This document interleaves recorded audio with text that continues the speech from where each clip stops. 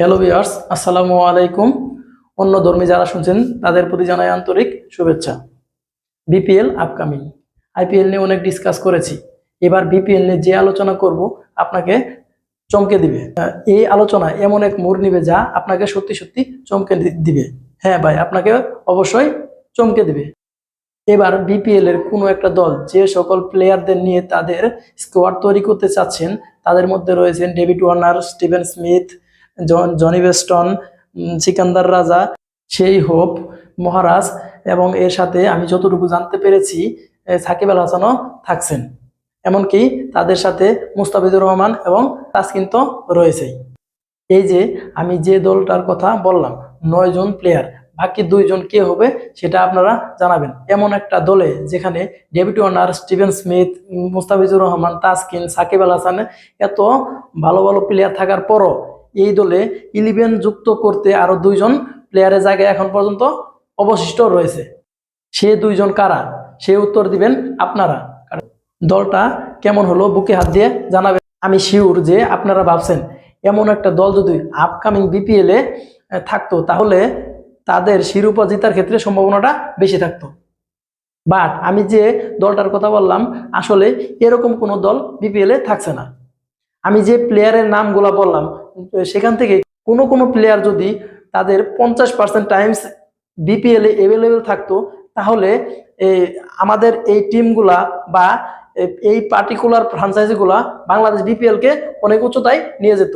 আবার দেখুন, আমি যে 9 জন প্লেয়ারের কথা বললাম তারা কিন্তু কেউই দল পাননি আইপিএল এ, অথচ এই প্লেয়ারগুলাকে আমরা মনে করি তারা অনেক বিধ্বংসী প্লেয়ার, এবং কি বাংলাদেশ বিপিএল এ তাদেরকে সোনার হরিণ মনে করে।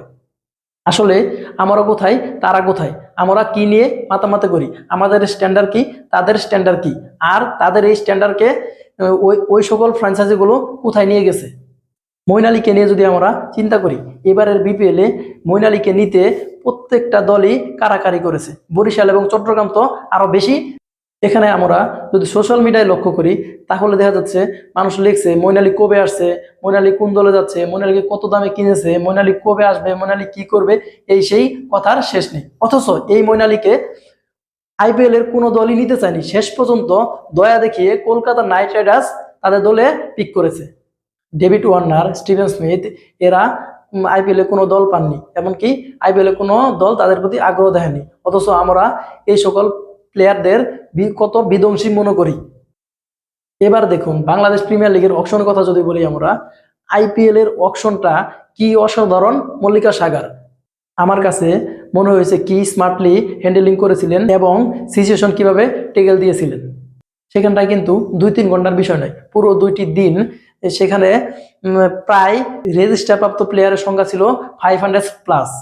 সেখানটায় তিনি কি নির্ভুলভাবে পরিচালনা করেছিলেন। বাংলাদেশের ক্ষেত্রে আমরা এখন পর্যন্ত বিশেষ করে শুরুটার দিকে হয়তোবা স্মার্টলি অকশনার পেয়েছিলাম 2-1টা। বাংলাদেশের বিপিএল অকশন মানেই ভুলে ভরা অকশনার, কখনো কনসেন্ট্রেশন করতে পারে না, আবার কখনো উইল প্রিপেড না। এইগুলোর কারণে বাংলাদেশের ফ্র্যাঞ্চাইজিগুলো প্লেয়ার কিনতে গিয়ে কাছাকাছি নাম, মনে করেন ফরহাদ রেজা এবং ফরহাদ হুসাইন, এটা আমি এক্সাম্পল দিলাম। এই যে এই সকল কারণে যে এই ধরনের বিভ্রান্তিতে পড়ে, এটা আজ নতুন না, অনেক পুরানো ঘটনা। আমরা ভালো ক্রিকেটার আনতে পারি না মানলাম, আমরা ভালো প্রযুক্তি আনতে পারি না সেটাও মানলাম, আমরা এই নিলামকে, মেগা নিলামকে অন্য কোনো দেশে গিয়ে পরিচালনা করতে পারি না সেটাও মানলাম, কিন্তু ভালো একজন অকশনার বাংলাদেশ প্রিমিয়ার লিগে নিলাম নিলামের জন্য ভালো একজন অকশনার আমরা যুক্ত করতে পারি না। আমাদের স্ট্যান্ডার্ডটা কি, আমরা কোথায় আছি, আর আমরা কোন স্ট্যান্ডার্ডের সাথে পাল্লা দেই। আর একটা ভাবনার বিষয় যেটা, সেটা দেখুন, আইপিএল এ 10টা দল, প্রত্যেকটা দলে তাদের 120 কোটি রুপি করে বেঁধে দেওয়া হয়। সেখানে তারা 119,50,00,000 রুপি কিংবা 118 কোটি রুপি এরকম তারা খরচ করে থাকে, কিন্তু কোনোদিনও তাদের মধ্যে এমন কোনো কথা শোনা যায় না যে কোনো প্লেয়ার টাকা পায় নাই, এমনকি কেউ তাদের কাছে কোনো টাকা পাবে। কিন্তু এই বিষয়টা বাংলাদেশ প্রিমিয়ার লিগে ইতিপূর্বে অনেকবার হয়েছে যে অনেক প্লেয়ার টাকা পায় নাই, অনেক বিদেশি প্লেয়ার তাদের যে জায়গা থেকে কেনা বেচা হয় তাদের ওই স্টেশনে যায় তাদের টাকা খুঁজতে হয়েছে, এমন ঘটনা অনেক রয়েছে। তারপরও দেখুন আমরা কোন জায়গায় থেকে কার সাথে কিভাবে টক্কর দেই, তাহলে একবার ভাবুন যে আমরা কোথায়, আর আমরা মাতামাতি করি কি নিয়ে, আর আমাদের স্ট্যান্ডার্ডটা কি, আর আমাদের স্ট্যান্ডার্ডটাকে কিছু পার্টিকুলার দলগুলো কোথায় নিয়ে গেছে। বাংলাদেশ প্রিমিয়ার লিগ এখন প্রায় ধ্বংসের মুখে। প্রিমিয়ার লিগ বিপিএল কে কিভাবে নেক্সট লেভেলে ভালো একটা স্ট্যান্ডার্ডে, ভালো একটা পর্যায়ে নিয়ে যাওয়া যায়, সেই পরামর্শ জানাবেন কমেন্ট বক্সে।